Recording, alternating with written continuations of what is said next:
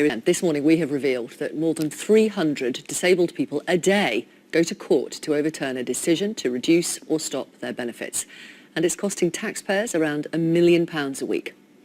The government's replacing what it calls the outdated disability living allowance with PIP, or personal independence payment, saying it's a better system based on individual needs. But official figures show that around 250,000 people have lost money in the switch from DLA, and the number of tribunals for PIP has risen sharply in the last year. Now, we've seen leaked letters to judges suggesting the number of cases will rise again this summer. We asked the Conservative Party and the Department for Work and Pensions for an interview, and they said no. We can, however, speak to Richard Graham. He's a Conservative MP who sits on a committee of MPs which monitors the Department of Work and Pensions. He voted in favour of the move to personal independence payments. There are various charities, Mr Graham, who argue that if you have a permanent degenerative condition, such as Parkinson's, for example, and you've already been assessed and placed on the highest level of support, you should never face reassessment again. Do you agree? I think Damien Green, in fact, did make a statement specifically on some of those issues where people had clearly got a long-term degenerative disease. And I think some of them are not going through the assessment process. So, yes, I would agree with that. But of course, there are plenty who are with permanent degenerative conditions. Sorry? There are plenty who are still being reassessed with permanent degenerative conditions.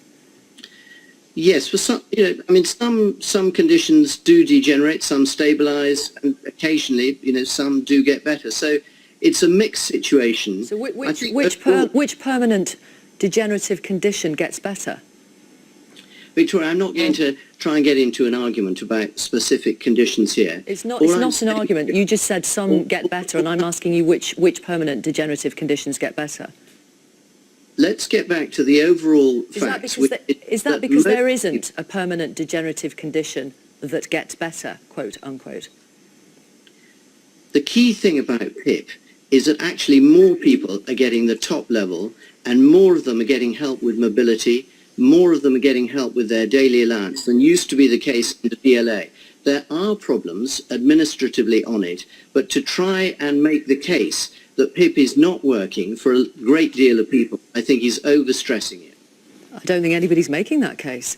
The number of appeals is rising. It's costing the taxpayer more than £1 million a week. Are you happy with that? The costs of the tribunals, Correct. You mean, or the cost of the overall programme? The cost of the tribunals. No, clearly everyone would love to see the costs of the tribunals reduced, but to have a system without tribunals would be absolutely wrong, and it's important we have them, and it's important they do the work they're doing. You can argue about whether the percentage of success means too many of the original assessments are wrong, or whether it means that actually the tribunals are doing their job in looking into a great deal more detail those who apply to them.